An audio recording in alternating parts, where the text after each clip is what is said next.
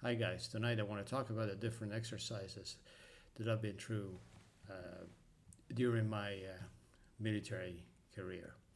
In particular, we'll talk about the TLP, Tactical Leadership Program, Red Flag, and Maple Flag. These are the only ones that I've been exposed to, and I'd like to outline just the main characteristics and features of these three exercises. Military pilots, before going to war, they have to be exposed to real world exercises. When I say real world, we mean that real ordnance will be delivered, assets from all over the world, all different tactical departments and squadrons will be employed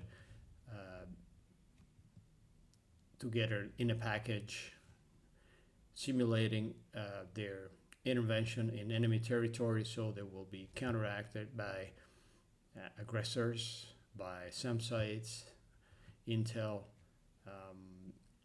and countermeasures of all kinds.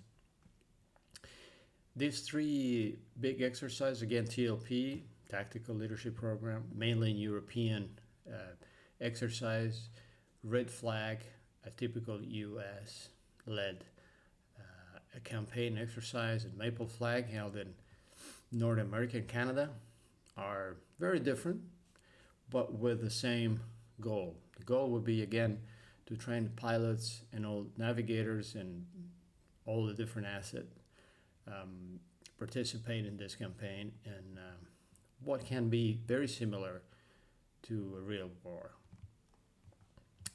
As a mat mover, as a bomber pilot, was my role to deliver ordnance undetected, protected by different assets, coordinated by AWACS, early warning, sentry, and so forth, and hopefully fly back to be able to fight another storm.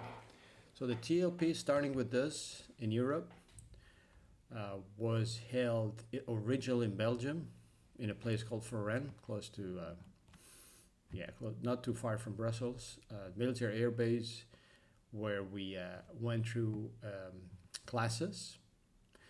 Classes were primarily focused on tactics, know the other assets, get to know the enemy a little better from a different view, fly, of course, together with other air forces, and come out with a greater understanding of the capabilities of the different assets that you might be involved in during a NATO campaign.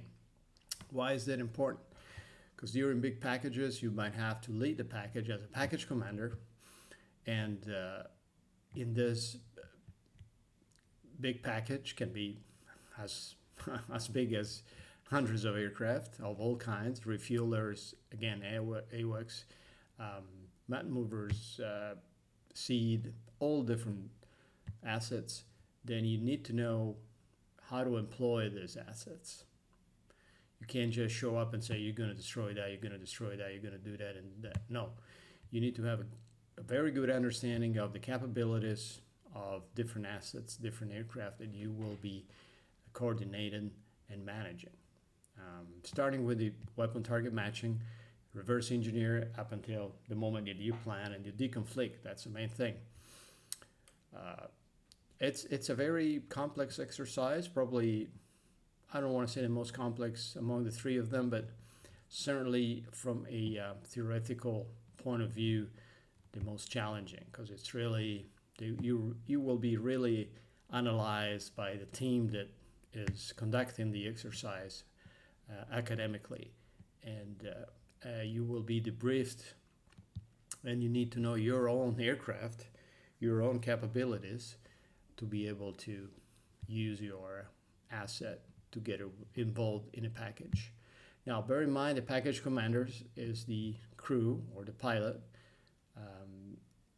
that not only coordinates the whole package, but it's also responsible for the safety of the overall package. Of course, everybody involved, all the assets involved are self-evaluating the quality and the safety of the planning, But at the end of the day, it's the package commander that has the authority and the hammer, as they call it, of leading the package. He will not be the actual leader because it's too focused on the managing, so he will delegate the leading of the package to somebody else who will have the ability to lead, to be in front of the package, so to speak, to and from behind the lines, maybe number 24, maybe number 34, he will be oversighting the full package of aircraft and be able to mass brief, even remotely, conduct and manage tactically, and debrief when he comes back. So you have to imagine a great number of aircraft be involved in an operation like this. TLP, again, academically, very strong exercise. Now, red flag, everybody knows about it. It's a more dynamic environment. Also, package commander is the asset that will do pretty much the same thing, coordinate with other assets, but it's a bit easier from a planning point of view because all the assets are located in the same base, which at the time was Nellis Air Force Base. So for me, as a package commander, I was going physically to, I don't know, an F-16 or F-15 squadron and talk to the guys directly and say, hey, I need you to do this. Can you do it? I said, no, that's not us. Okay, what can you do then? We have this kind of ordinance. I understand, write down some notes, come back with a plan, go to them and say, does this suit you better? Yeah, that's what we do. Fantastic.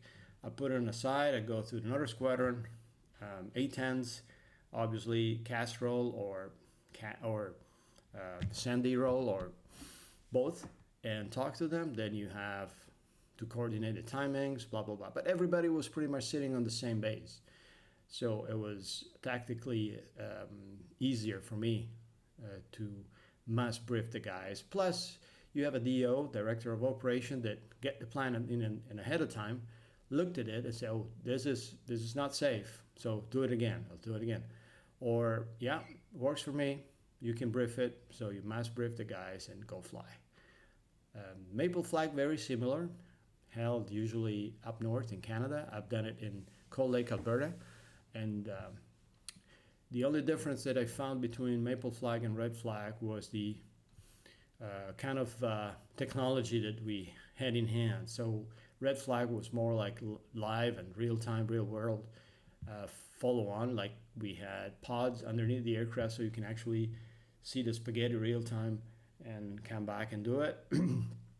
Debrief it. While in Cold Lake we didn't have that feature, so we relied on the AWACS tracks to be able to assess the validity of the shots and so forth, but they were equally employing a lot of assets. Different climate as well. You can imagine Alberta in May, late May, June, it was still very cold, very icy, but very nice.